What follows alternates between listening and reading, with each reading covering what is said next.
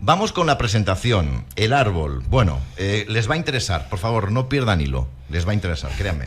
Bueno, pues sí, vamos con una presentación que hacía tiempo la tenía ya a medias, esta semana la he podido acabar, con lo cual un placer poder presentarla. Y es sobre el árbol, yo creo que sobre algo de lo más importante que se puede hablar, que podemos charlar, compartir y sobre todo en lo que nos podemos enfocar y también nuestra energía en esta vida. Más allá de todo el mundanal ruido que hay, y centrarnos un poco en nuestro interior, en la comprensión del cosmos externo e interno. Así que vamos a hablar del árbol y vamos a ver qué frutos nos da, o mejor, qué frutos podemos dar nosotros, ¿vale? Está bien. Como siempre, creer nada clara. En cuanto a lo que les digamos, lo mismo se aplica, así que siéntanse libres de poner todo esto en práctica y también de ignorarlo. Vamos a empezar con el simbolismo del árbol. ¿Qué nos evoca el árbol? Ya no solo la idea del árbol, sino lo que es en sí. Nos evoca, nos trae fuerza. Perdóname, ¿estamos hablando del árbol de la vida? ¿El árbol de qué? El árbol tiene vida. Vale. Y conocimiento. Y conocimiento. Vale, no, seguimos. El árbol nos evoca fuerza, resistencia, es un refugio, valor, incluso inmortalidad. Y, sobre todo, se dice que es la unión de dos mundos. El mundo terrenal, que se simboliza con el agua, la tierra, las raíces que van hacia abajo, y también el mundo espiritual que nos conecta con el cielo a través de las ramas, de las hojas, de los frutos. Además, hay diferentes tipos de árboles, no es lo mismo un pino que un roble, ya si quieres hacer más matices, porque tienen cualidades diferentes. Uno mejor es mucho más fuego y más aire, que es espigado, y el roble es más robusto, es más tierra, es más fornido. Pero bueno, los dos árboles más conocidos obviamente son el árbol del conocimiento, del bien y del mal, y el árbol de la vida, ¿no? Son los más conocidos porque son los que aparecen en la Biblia, que ambos estaban en ese famoso jardín del Edén. Entonces, el árbol del conocimiento, para poner rápidamente en contexto, es el del bien y del mal, y es el del que comieron la manzana, Adán y Eva, nos dice la historia, el mito, la leyenda, como quieran llamarle, tentados por la serpiente. Es el árbol que tenían prohibido comer, porque se les dijo, según la Biblia, de todo árbol del huerto podrás comer, mas del árbol de la ciencia del bien y del mal no comerás, porque el día que de él comieres, ciertamente morirás. ¿Ok? Entonces, bueno, se le conoce como el fruto prohibido, la tentación, el pecado original, esa manzana famosa. Un matiz, el huerto del Edén, o jardín del Edén, literalmente significa fortaleza. Eso con Mario Biglino, que se dedica a traducir, por eso dice hago el trabajo más tonto del mundo, simplemente os pongo en contexto en la antigüedad y no en las definiciones que se han ido transformando. Significa fortaleza, jardín del Edén. Bien. El otro árbol que había era el árbol de la vida, el de la inmortalidad, si es de la vida. Y dijo, dice la Biblia, Jehová, Dios, he aquí el hombre es como uno de nosotros, porque ya había comido del primer árbol, ¿no? Y sabiendo el bien y el mal. Ahora pues, que no alargue su mano y tome también del árbol de la vida y lo coma y viva para siempre. Por eso es el de la inmortalidad. Y entonces fue cuando ya los echó del todo. Ya venía el descenso.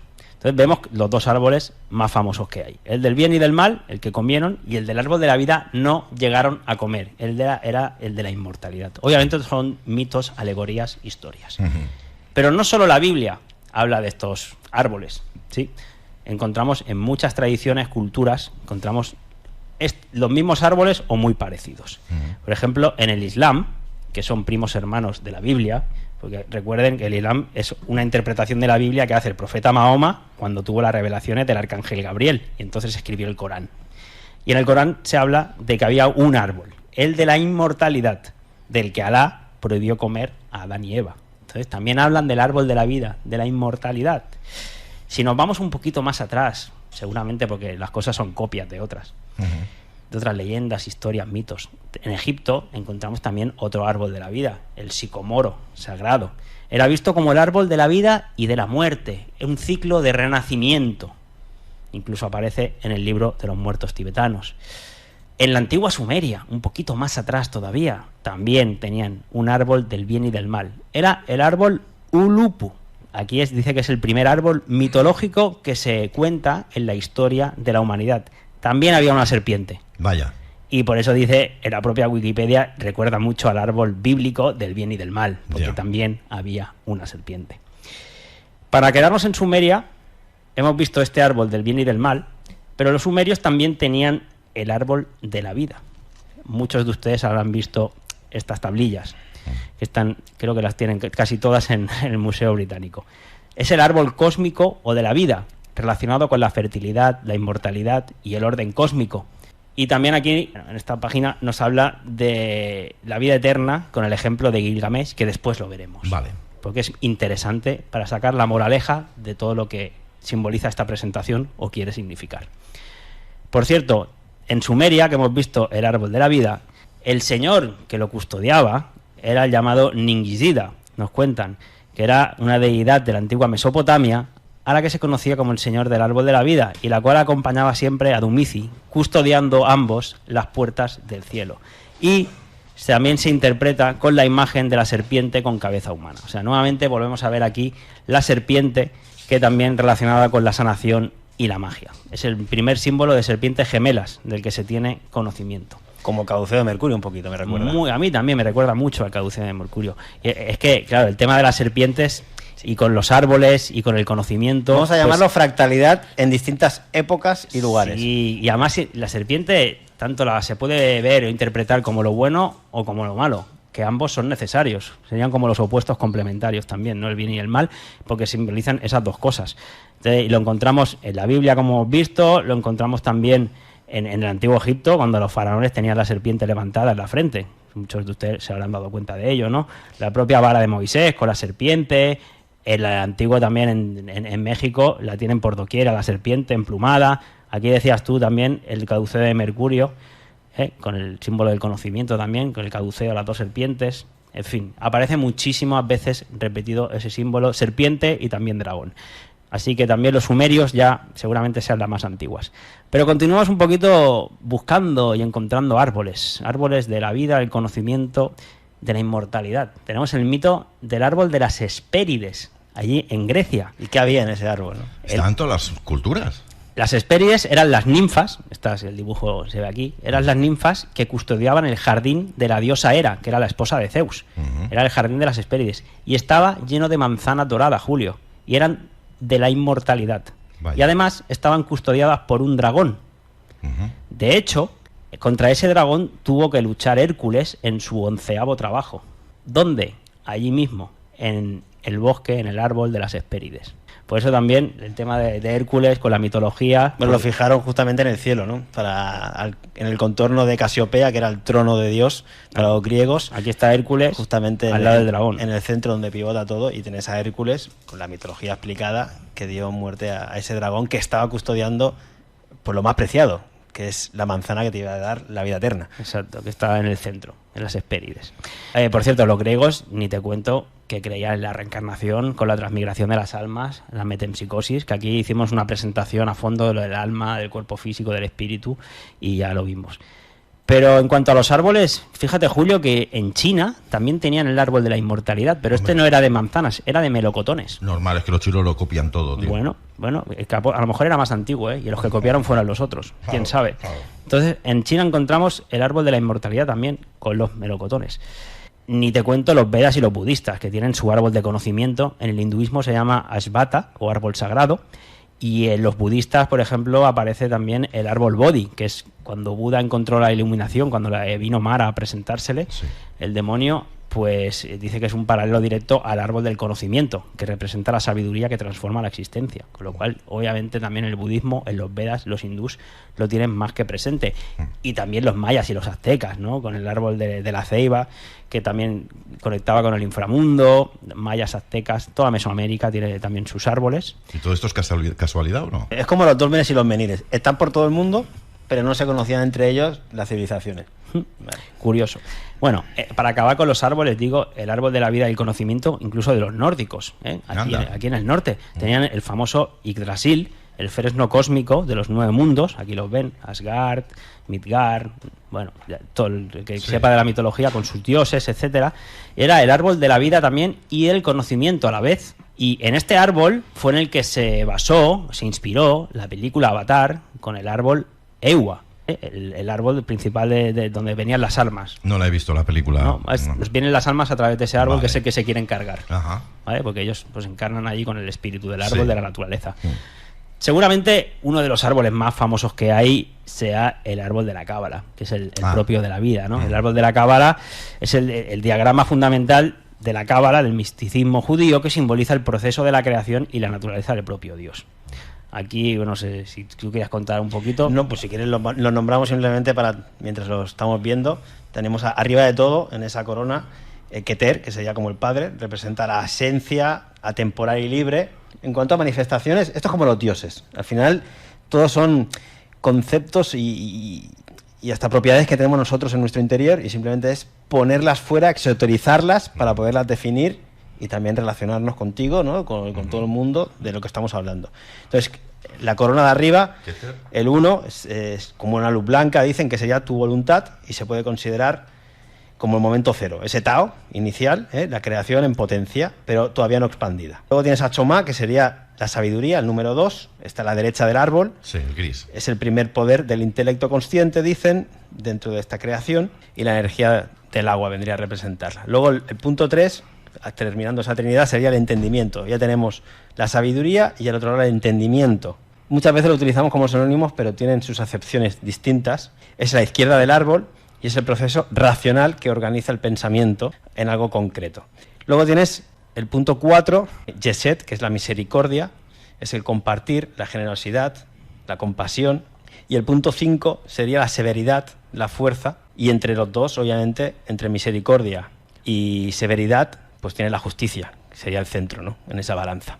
El punto 6, Tiferet, sería la belleza. Estamos yendo de arriba abajo, cuando a lo mejor debíamos ir de abajo arriba, pero bueno, porque nosotros ya hicimos la caída y a lo mejor toca el ascenso. Punto 6, que es la belleza, que es la gloria, que conecta con todas las emanaciones distintas, está asociada al sol.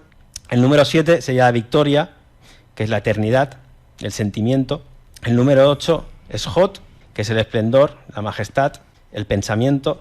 Yesod, el 9, que es la fundación, que sería como la piedra en la cual se tiene que edificar, relacionada con los órganos sexuales, y ya llegamos a Malkut, que es donde estamos nosotros, el receptor de los atributos, es en nuestro reino, y a partir de ahí tenemos los 4 cuadrantes. Gracias, Jordi.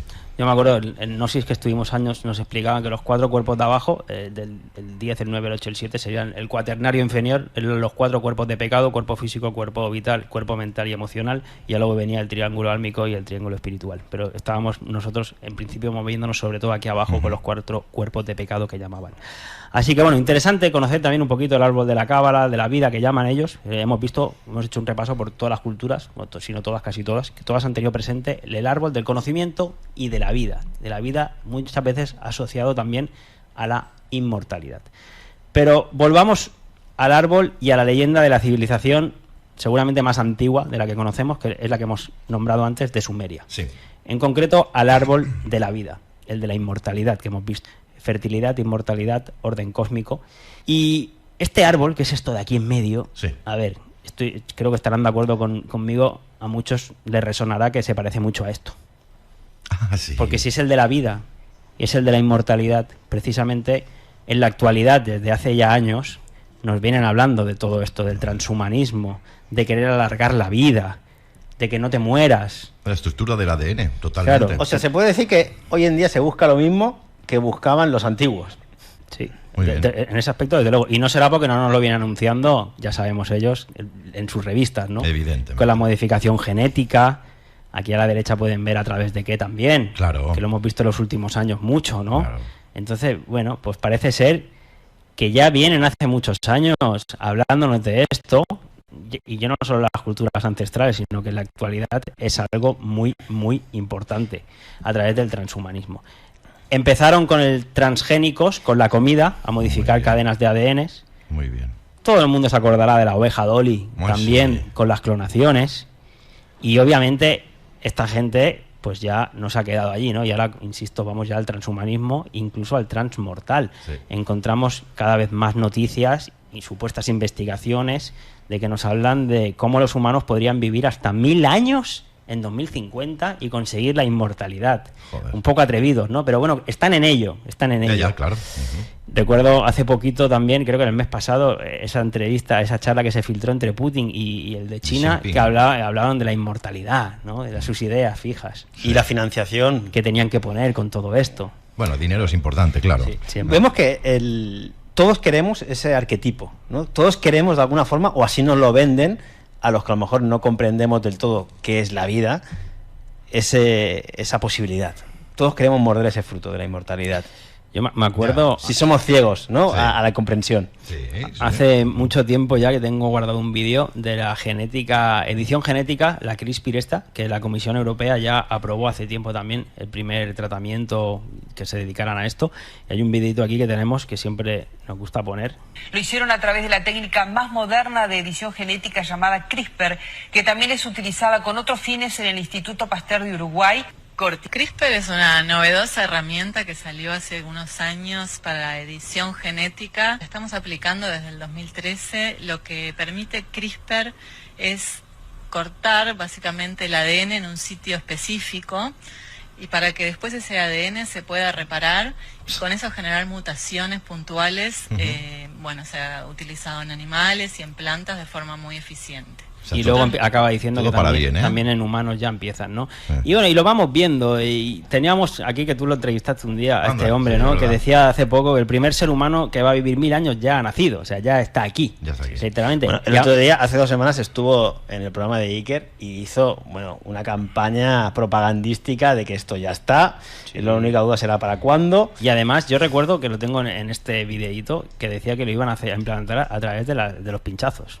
Somos la primera generación inmortal. Con nosotros va a terminar la muerte. Estamos entre la última generación mortal y la primera generación inmortal, que el antienvejecimiento es real y que vamos a tener vacunas, te repito. Por eso yo no hago la paz con la muerte. Yo estoy en una guerra total contra la muerte. Todo es bélico, ¿viste? O sea, todo es la guerra. Pero si estás en contra de la muerte, estás en contra de la vida, porque es que la presentación va por ahí, ¿vale? Ahora, bien, Julio. No, claro, al final verás tú. Yo quería hacer esta introducción para poder llegar a eso, a todo eso. Pero más allá de que intentan de alguna manera jugar a ser dioses, cortando por aquí, pegando por allá, buscando ese fruto del cual nada conoces realmente de esta experiencia de vida y lo que significa y lo que es, pero encima tienen una belicosidad. Sí. Ante la propia naturaleza. En guerra con la muerte. Como toda la medicina alopática, que es combatir ese y combatir. pensamiento está integrado en ellos y no pueden más que desarrollar ideas y objetivos en base a... En los últimos años, pues ya saben ustedes, todo con los pinchazos precisamente, todo lo que ha evolucionado esto, ¿no? ARN mensajero por doquier, con unas, con otras, aquí Bill Gates incluso directamente, ¿no? Alteraba permanente el ADN, los nuevos pinchazos, tecnología experimental, ya lo ven. Unas ARN utilizan moléculas de ARN mensajero para enseñar a las células, dicen, a reproducir sus proteínas, etcétera. Así que están en ello, y precisamente lo que están en ello, lo primero que hizo Donald Trump cuando subió a la presidencia esta última vez fue anunciar una millonada para high-tech, para inteligencia artificial y las farmacéuticas para que investigaran todo esto a través del proyecto Stargate. Muchos de ustedes se acordarán. Aquí lo analizamos, las propias palabras de ellos, y por eso el otro día se volvía a reunir con todos ellos, los magnates, incluido con Bill Gates. Y el otro día, la semana pasada, también hacía nuevos contratos con Pfizer, entre otras, para darles millonadas, para que se siguieran vendiendo todos esos medicamentos que van a ir con modificación genética, con IA, etcétera, porque hay un plan. Hacia eso apuntan, ¿no? Hacia eso apuntan. Aquí tenemos Operación Inmortalidad, entre otros, Peter Thiel, que está aquí en la izquierda, Larry Ellison, son millonarios estos, la carrera multimillonario para ser inmortales. Que no quieren morir estos, ¿no? El soldado de Trump en la sombra, Peter Thiel, este es el de Palantir, también está en la sombra. Y claro, vamos a ponerlo ya un poquito más serios. El objetivo, burlar a la muerte. Mira, yo diría que olvidar nuestra auténtica naturaleza es en verdad la muerte. Y recordarla, saber quiénes somos, qué hay más allá de nuestro cuerpo físico, es nacer realmente. Bueno, dice burlar la muerte, y había un dicho que decía, la muerte está tan segura de sí mismo que te da una vida de ventaja. No sé si vas a burlarla. Pero... Total. Y bueno, como decía Julio, al final... Además hay un dicho, yo no lo voy a decir bien, discúlpame, dice, lo más justo en esta vida que nos ha tocado vivir es la propia muerte, porque ya puedes tener todo el dinero del mundo o ser el más pobre del mundo, que todos vamos a parar al mismo agujero. Precisamente por eso también dicen que el karma está relacionado con la justicia y las reencarnaciones. Esa es la lucha que tienen ellos, la rabia que quieren. Claro, ahora analizaremos un poquito eso. Vale, porque, bueno, realmente, o sea, el hackear, el transhumanismo, alargar la vida, aquí lo comentamos ya en su día, tengo aquí la lámina con las ideas, pero es no aceptar que nacimiento y muerte son parte de la vida, lo que decía Julio. Y además, querer alargar tu vida y de forma infinita encima. O sea, es temer a perder tu cuerpo físico y todos los bienes materiales que tienes, con lo cual eso es un apego. Incluso un insulto a Dios, a la energía, al universo, a ese que hay arriba.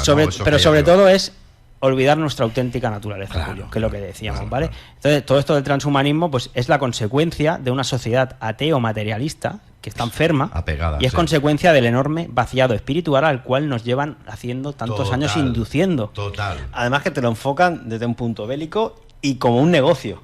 Entonces ahí también tienes como un nuevo objetivo a implementar en una sociedad que no solo es que le vendes una idea, que vete a saber si pueden llegar a hacer algo, sino que encima te lo van a cobrar. Entonces el Cordeiro y muchas personas como el Cordeiro que se apegan a la vida, al materialismo, vale, pueden estar en su camino, pero también me dan a entender que no tienen alma, porque si tuvieras alma... No, sí, alma tienen. Porque animan al cuerpo. Aquí la otra presentación... Todo el mundo tenemos alma si estamos aquí. Porque animan. No lo degrades. Bueno. Pero, que son hermanos. En el fondo, a lo mejor tenemos que venir algún día a darle la mano para levantarlo. Ahí está el Cordeiro. Y a todo el mundo, Julio. Y desde luego que sí, desde luego. Pero bueno, recuerden... Quédense con lo que les interese, con lo que los vibre, pero bueno, para mí es más que claro, ¿no? Que la auténtica muerte es olvidar nuestra propia naturaleza, y eso de lo que se han ocupado hace tantos y tantos años atrás, generando una sociedad totalmente ateo materialista.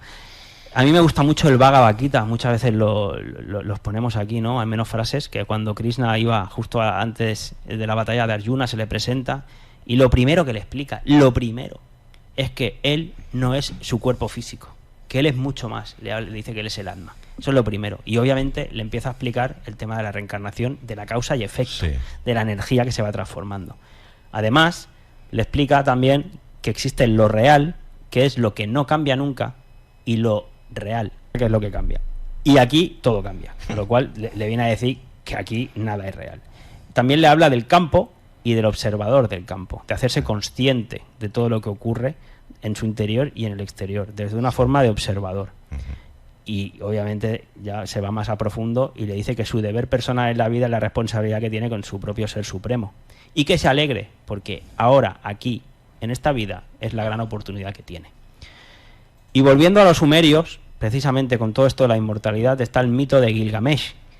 Y quiero aquí presentarles y traerles la moraleja y la enseñanza de esa epopeya de Gilgamesh, que es uno de los poemas épicos más antiguos de la humanidad, que narra la historia de Gilgamesh, que era un rey de la antigua ciudad sumeria de Uruk. ¿La quieres narrar tú un mientras poquito? pones la lámina. En la epopeya de Gilgamesh se dice que se escribió en el año 2500 a.C., en Acadio, y de alguna forma era el rey súper cruel, y sus súbditos se quejaron a los dioses, y estos crearon a Enkidu, de arcilla también. Y de alguna forma se hicieron muy amigos. La historia lleva a que Gilgamesh se hace amigo del que era su presunto enemigo, para que lo destronara.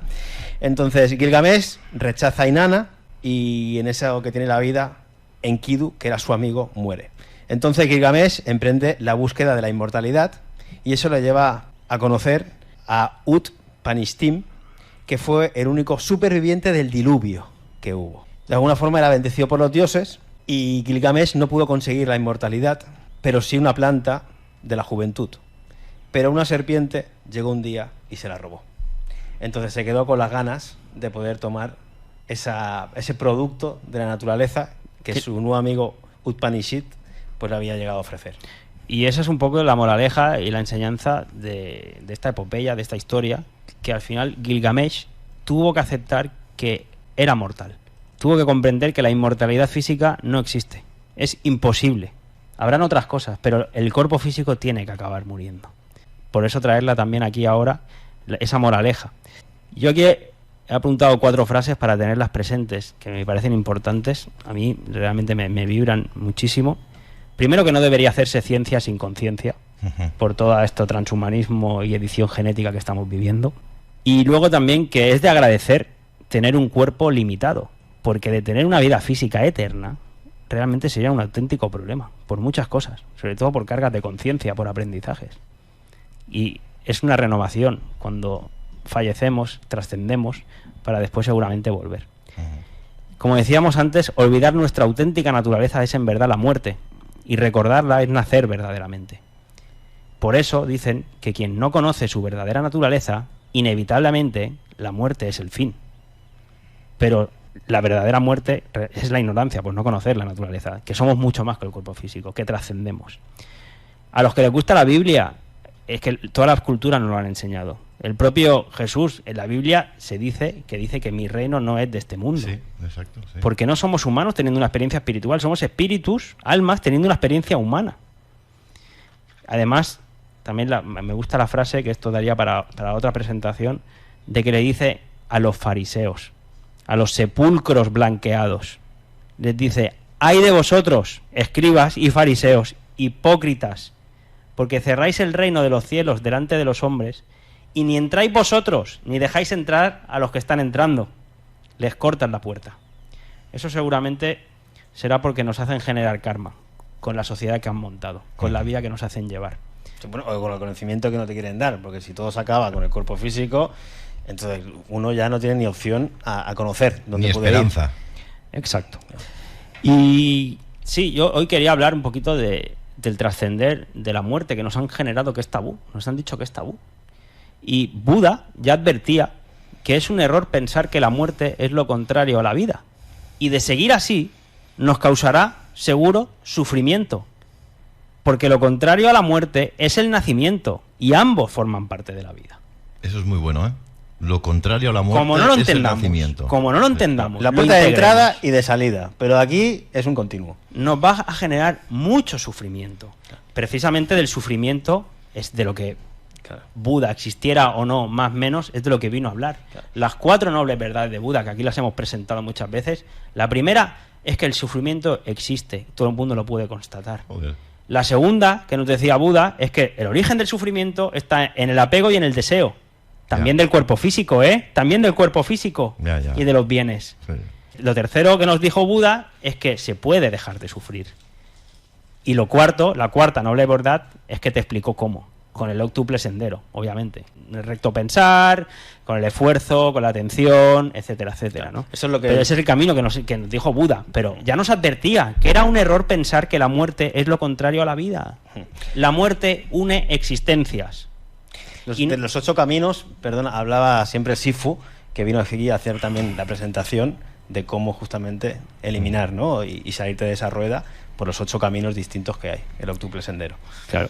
Y de esto, que lo decía Buda, o que se lo podía decir en la Biblia con Jesús, el otro reino, que no somos de aquí.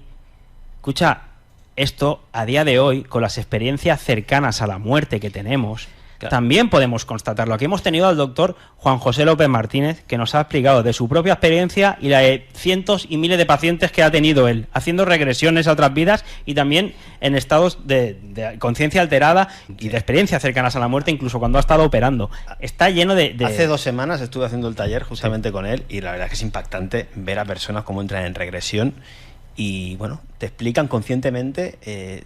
dijéramos, pasajes de otras épocas, también de estas, pero también de otras épocas, con mucho detalle, y cómo pueden revivir, ¿no?, ese sufrimiento, probablemente para liberar a su alma, que está atrapada en al menos una porción de la misma, en eso que ha vivido. Pero lo importante es que esto del nacer, el morir, la transmigración del alma, hoy en día ya se sabía, pero como tenemos que ir con la ciencia por delante, porque si no es como que te estás mintiendo, estás engañando.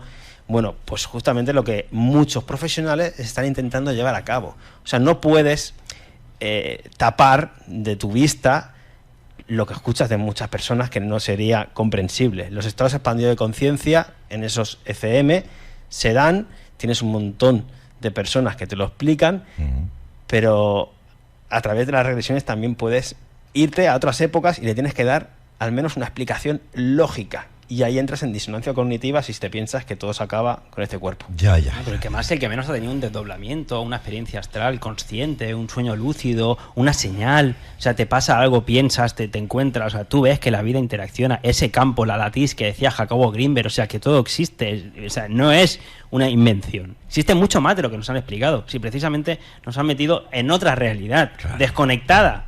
Habrán varias realidades, pero es que nos han desconectado y eso nos han hecho creer, primero, que nos identificamos con este cuerpo físico, que esto somos nosotros, con nuestro nombre, con nuestro DNI. Todo es para alejarnos, ¿viste? Para individualizarnos. Yo sé que es difícil, yo sé que habrá muchos de ustedes que les cueste, pero el que haya tenido mínimamente esa sensación no le va a costar nada, ¿eh? No le va a costar nada, al menos, tener esa puerta abierta a que les sigan pasando más cosas y generarlo ustedes, porque todo esto lo generamos nosotros. Lean a Jacobo Grinberg, se lo explica muy bien. Usted mismo crea su campo. Lo de las vidas pasadas, por ejemplo, aquí tenemos a la profesora de antropología de la Universidad de Columbia también, que se ha dedicado a hablar, a observar un montón de niños, de casos que recuerdan sus padres en otras vidas, que los van a buscar y estaban allí, habían estado con las direcciones, con las casas. ¿Me entiendes? O sea, hay gente que lo está documentando todo esto, incluso con niños. Entonces, todo esto de las otras vidas de la reencarnación, pues parece ser que hay mucho pozo allí para investigar. Y destacar sobre todo que hay gente con estudios, de médicos, psiquiatras, psicólogos, es decir, que viene de la institución más oficialista, se está abriendo la puerta ante evidencias a decir, hay que darle una respuesta a esto. Yo no sé exactamente dónde nos lleva este pasillo, pero lo que está claro que aquí la ventana se puede ver y hay algo.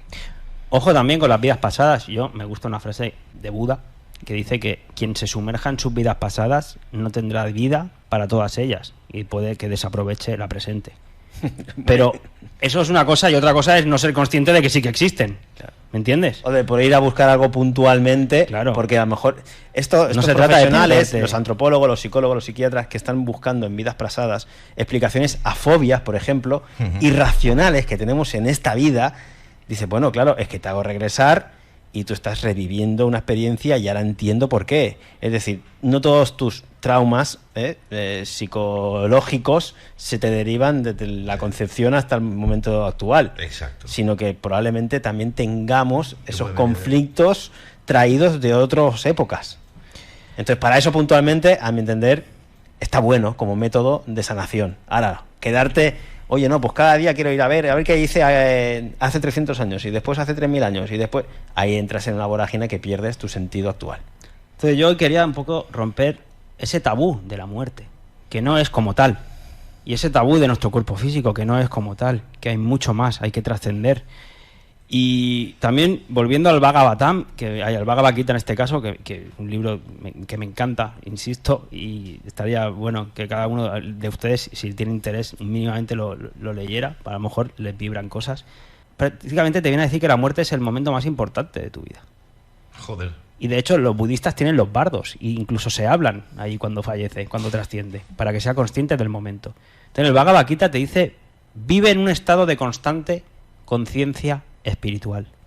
La vida se convierte en una meditación sobre lo divino, en cada momento, con atención. Ya lo explicamos también algunos métodos en la otra presentación que hicimos. Dice el Bhagavad Gita, lo que haya ocupado tu atención en tu vida será tu conciencia al morir. Si en tu vida lo que más te ha preocupado es tener un coche, te vas a quedar apegado al coche, o a tu casa, o a tu perro, o a cualquier bien material, o incluso a tu cuerpo, que tanto te has esforzado en mantenerlo. Que está bien mantenerlo, pero hay gente, que estarás conmigo, que se pasa a 3 pueblos. Bastante. La gente que tiene... El apego y el deseo, como decía Buda, nos genera sufrimiento. Y si en la vida estás ocupado de eso por encima de otras cosas, cuando mueras se te va a ir tu atención a eso. El otro día posteamos un documental de hace 2 años que era interesante porque salían muchas personas, incluidos médicos, profesionales, que hablan de los ECMs que han tenido, las experiencias cercanas a la muerte. Y todos vienen a comentarte que ven una gran luz, ven a seres que te vienen a buscar, tienen la sensación de plenitud y de que vas a un hogar del cual ya conoces algo. Pero ojo, porque también en ese transitar, probablemente hasta la muerte, si tienes esos apegos, te puedes quedar en una especie de limbo, como atrapada una parte de tu alma fragmentada, que luego hay que liberar y vete a saber, ¿no? Si no has ido donde toca, Muchos dicen que no, a la luz no tienes que ir. Bueno, eso ya son interpretaciones que yo no he caminado. No, el apego genera tensión y genera sufrimiento. O sea, a la larga es la energía que se estanca. Exacto. Pero es muy humano también tener apego. Al final... te va a generar sufrimiento. Ya. Bueno, para acabar, es que quería acabar con el Bhagavad Gita, estas frases, aparte de que decía, lo que haya ocupado tu atención en tu vida será tu conciencia al morir, te dice, prepárate en tu vida para el momento de morir y hazlo en este mismo momento, no en el futuro. En este instante, y lo que construyas ahora será y edificará tu próximo nacimiento. Así que dice que no desperdicies tu vida en cosas mundanas porque es aquí y ahora. Y en relación al propósito de la vida, entonces ya nos pasaba Dani Márquez de un libro de Krishnamurti, el libro se llama La primera y la última libertad, que le preguntan a Krishnamurti, vivimos pero no sabemos por qué. Para muchos la vida parece no tener sentido. ¿Podrías explicarnos el significado y el propósito de nuestra vida? Krishnamurti contesta, ahora bien, ¿por qué hace esta pregunta? ¿Por qué me pide que le diga el significado o el propósito de la vida? ¿Qué entendemos por vida? ¿Tiene la vida un significado o un propósito? ¿Acaso vivir no es en sí mismo un propósito, su propio propósito? Y al final le viene a decir, para encontrar el propósito de la vida, debemos atravesar la puerta de nuestro interior. Consciente o inconscientemente, evitamos afrontar las cosas tal como son. Y por eso queremos que Dios nos abra una puerta que está más allá. Esta pregunta, la de preguntarnos cuál es el propósito de la vida, solo la plantean quienes no aman. El amor solo se encuentra en la acción, que es la relación. Es decir, el propósito de la vida es amar, compartir sin esperar nada a cambio. O definadlo ustedes mejor si quieren. Pero el amor, como energía más elevada, ese es el propio propósito de la vida. Por eso, siempre hablamos que venimos aquí a desbloquear nuestra divina capacidad de amar, aprendiendo a compartir. A mí me gusta mucho un ensayo que escribieron Pablo y un amigo suyo, quien quiera entender que entienda, que ya lo dijimos la otra vez, porque van a encontrar mucho significado, muchas puertas a lo mejor que se les abren. Pero obviamente en el amor vamos a encontrar las respuestas porque es la vibración más elevada de todas. Y de hecho es un poco lo que hace la propia naturaleza con nosotros. La madre naturaleza nos provee y además lo hace en abundancia. Y nos comparte sin esperar nada a cambio. Eso es lo que hace el árbol del amor, el árbol de la vida, de la inmortalidad. Y a mí me gustaría acabar con la parábola del sembrador. Porque muchos se preguntan, si el alma ya es perfecta, porque Dios la hizo perfecta, o la creación, el gran espíritu, ¿por qué tenemos que pasar por todo esto? Porque el alma es perfecta, dice la parábola del sembrador, igual que lo es la semilla. Pero tú, ¿cómo vas a saber el fruto que va a dar la semilla? Tendremos que darle, si se pide, la oportunidad de mostrar todo el potencial que tiene la flor, el fruto, el árbol y nosotros también. Entonces es un poquito la parábola del sembrador, también encarnada no solo en la semilla, sino en nosotros mismos, que formamos parte de ese gran árbol que tenemos que compartir y ayudarnos entre todos. Así que al que le sirva, a mí desde luego creo que es lo que más importante en la vida y en la muerte, porque forman parte de lo mismo, el nacimiento y muerte. Nos podemos centrar, y tal y como nos lo explican también, en tantas y todas las culturas, libros y civilizaciones. Te felicito por esta presentación, porque creo que no ha sido una presentación que haya pretendido hacer coger miedo, sino más bien todo lo contrario. Es una presentación de esperanza, de que te invita a investigarte un poquito más y a encontrarte contigo mismo, ponerte delante de ese espejo que es tan difícil y de empezar a abrir la mente también un poquito, porque es que al final, si nos centramos en la Matrix, estamos... Y de bajar revoluciones. Con esta información, sí, respiras hondo, empiezas a reflexionar con tranquilidad, con calma, estás tú. Y el mensaje, un mensaje entre líneas, que igual, no sé si alguno de nuestros espectadores habrá captado, yo lo he pillado así. Tranquilos. Que nuestros seres queridos, aquellos que nos precedieron, están viviendo, siguen una vida. Hay vida después de la vida. Eso Juanjo siempre lo explica, ¿no? La omnipresencia. Incluso los animales. Claro. Totalmente. Dicen, no, es que los perros no tienen alma. Y las señales también que hay, wow, que uno tiene que estar preparado Wow. para poderlas ver, porque te están pasando en todo momento. Lo que Pasa pasa que que el no- receptor tiene que estar Sí. en... Tienes que sintonizar bien, si no, no. Exacto. te Pero sobre pierdes. todo, más allá de la información, de nuestro mundo con todo el ritmo que lleva, darnos esos espacios de tranquilidad y calma, no solo desde nuestro ser, sino también con el propio conocimiento, que para eso sirve. Además, otra cosa también importante que viene al hilo de todo esto: todo lo que nos pasa en la vida no es por casualidad. Todo lo el que te cruces Dicen que una decidimos persona- que venir a aprender las situaciones que nos van a pasar, los padres que tenemos. Sí. Bueno, la Que planificación todo a es mucho veces... más profundo de lo que aparentemente parece ser. Nos han dicho ¿Qué? que somos insignificantes, somos un puntito en el universo, que no valemos nada. Nos tratan como eso, como ratas o como algo insignificante. Pero, coño, Somos la cultura que menos nos queremos. es que ellos saben que somos poderosos. Lo que pasa es que nosotros no lo sabemos. Ese es el Me problema. acuerdo de la charla que tuvimos con Juan José, que no sé si la que tuvimos con nosotros o se lo he escuchado decir, que decía, la muerte es segura Yo sí. en las dos afecciones de su significado. Seguro porque te va a trascender. Sí. Y quédate tranquilo para ese momento, porque si la naturaleza es perfecta, solo hay que ver cómo está compuesta, ¿no? Quédate Nada. tranquilo porque es segura. No- O sea, tendrás que vivir lo que tengas Sí. que vivir. No saldrá nada mal, todo saldrá bien. Pero Sí. la importancia de ese momento, yo al menos no tenerle miedo, que no sea un tabú, que lo vayamos teniendo presente, porque si realmente es así también, tal y como nos dicen tantos y tantos libros, tantas enseñanzas, hay que ir teniéndolo presente. Y tantos testimonios. Y testimonios, claro. Que al final, ¿qué hacemos con ellos? Es lo que decías tú, que no son youtubers o que son médicos, que son gente... Hay un montón. Te pones a buscar bibliografía y tienes desde Kubler-Ross, bueno, es un montón, no voy a Sí, nombrarlo. Sí, Raymond Moody, bueno, en fin. Darle al César lo que es del César, al sistema, dice la frase, y a Dios lo que es de Dios.